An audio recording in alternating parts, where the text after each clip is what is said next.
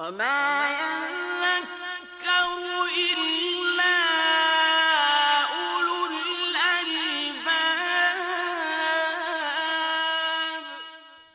Bismillah ar-Rahman ar-Rahim. In the name of Almighty Allah, the entirely merciful and the specially merciful. Dear viewers across the globe, I greet you with the greeting of peace. Assalamu alaikum wa rahmatullahi wa barakatuhu.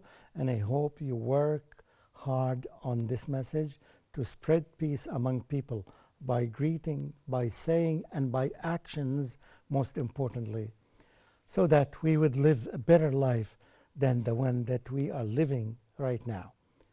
The main theme of these episodes is about understanding Islam. And this time that we are using a new approach, we understand Islam not according to the understanding of people, but according to what we get from the Holy Quran and the Sunnah of the Prophet ﷺ. This time we are selecting some verses from the Quran. In each episode we select one or two verses that would explain exactly something how to understand Islam. So when we put these ayat together, or these verses together, we will get clear understanding of this great religion. So try to imagine that after 100 verses that we will select, inshallah, for the coming episodes, it will give us clear understanding of this religion. Today I am selecting from a very famous surah in the Quran. It's Surah Al-Ikhlas. It's Surah chapter number 112. It's a very simple surah, very short. It can easily be learned, memorized by anybody, and can be understood. Very few words in them, but they are very significant for us. Very essential surah in this Quran, to the degree that our messenger, Prophet Muhammad ﷺ, taught us that learning this verse and reciting it equals 1/3 of the Quran. Wow. 1/3, it's very small. If you know it, if you recite it, you take the reward of reciting 1/3 of the entire Quran. This surah, as it reads, أعوذ بالله من الشيطان الرجيم قل هو الله أحد الله الصمد لم يلد ولم يولد ولم يكن له كفوا أحد.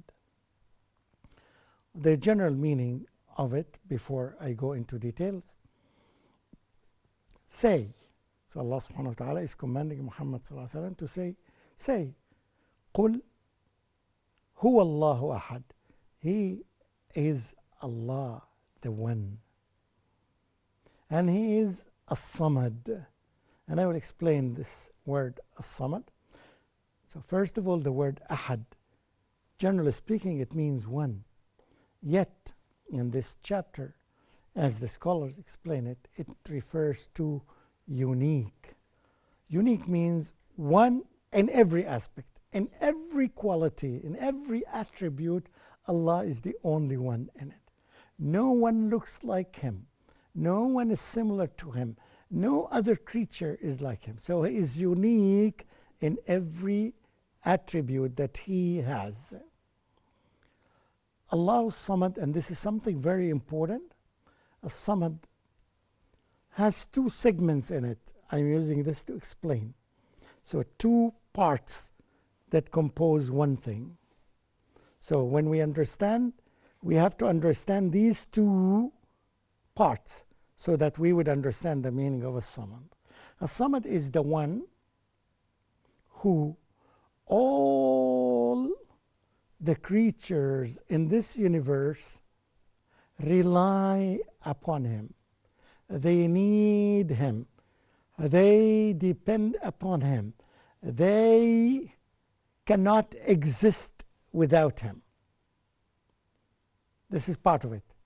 The other part is that He needs no one of them. He needs no one of His creatures. So Allah does not need the sun.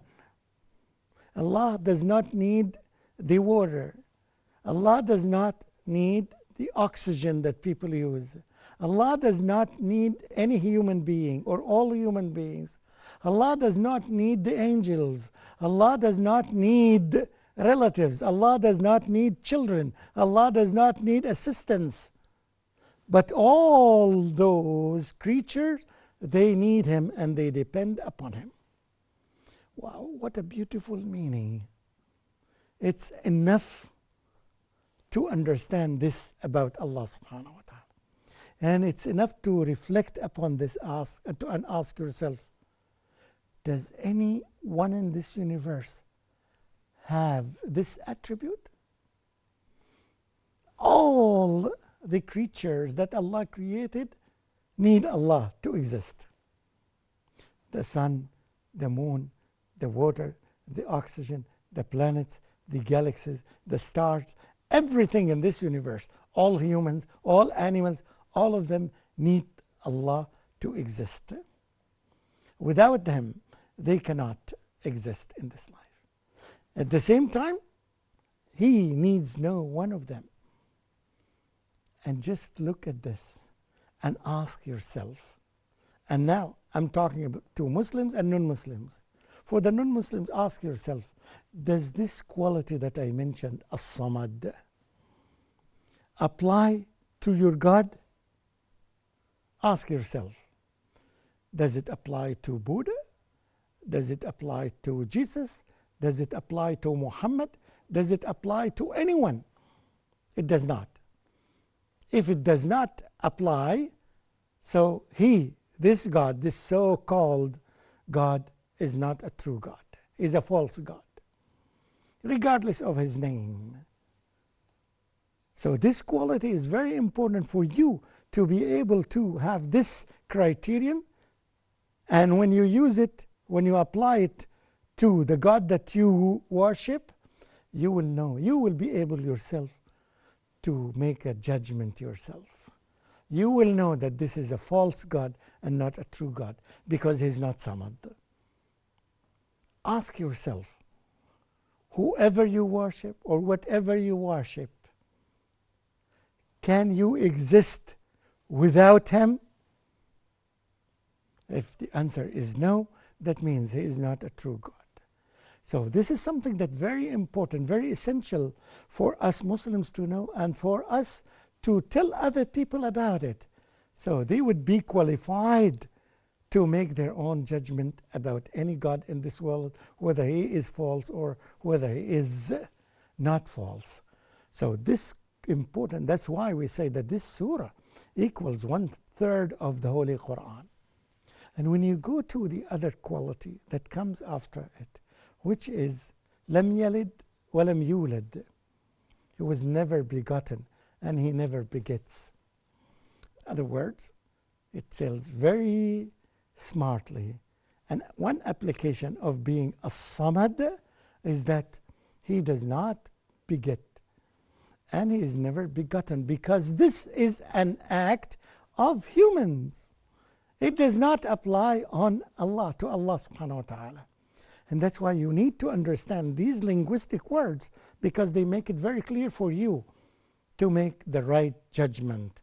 Without knowledge, without perfecting this linguistic aspect of the Quran, you would not have a clear idea in your mind and you will be confused. But if you do have it, it will be easy for you to understand who is the true God and who is not. Allah subhanahu wa ta'ala, which answers many questions in the minds of people, Allah says in this verse, He doesn't have children. So in other words, those who claim that God has children, has a spouse, has an assistant, you can make your own judgment, because this is the statement of Allah subhanahu wa ta'ala. Because the people who would claim this is clear contradiction with the verse that came before, which is Allahu Samad. Allah doesn't need children. Allah doesn't need a spouse. Because this is an act of human beings who need to have children and who need their spouses and who need. Allah does not. Otherwise, he will not be a samad. He will be similar to human beings. And this links to a hadith of the Prophet ﷺ and something in other beliefs. They think that Allah takes the form, or human beings takes the form of Allah, which is not true. They never look like him, because Allah subhanahu wa ta'ala said in the last verse, He answered this confusion that goes on in the mind of people by saying that وَلَمْ يَكُنْ لَهُ كُفْوًا أَحَدٍ. He has no equivalent. He has no similar. Nothing is similar to Allah subhanahu wa ta'ala. Nothing is equal to Allah. And therefore, you exclude. You can see the link between the last verse and the verse before it, number 3, and the verse number 2, and the verse that comes number 1, which is Allahu Ahad. Allah is unique. And all the other ayat explain this unique. Because if He's unique, He is a samad and nobody else. Have you ever heard someone else is called a samad? No. In any other religion, this quality does not describe the Lord that the people worship. Of course, the false Lord or the false God. This is the significance and this is the importance of this short verse in the mind. And I wish that every Muslim would learn it quite well and would teach it to his children and to his family members. And it is the job of every Muslim to convey this message very clearly to other people. And in this way, we can do a good job in guiding people to understand the truth by understanding Islam. I say these words and I ask Allah subhanahu wa ta'ala to guide me and to guide all human beings to find the truth so that they will access paradise. Wassalamu alaikum wa rahmatullahi wa barakatuh.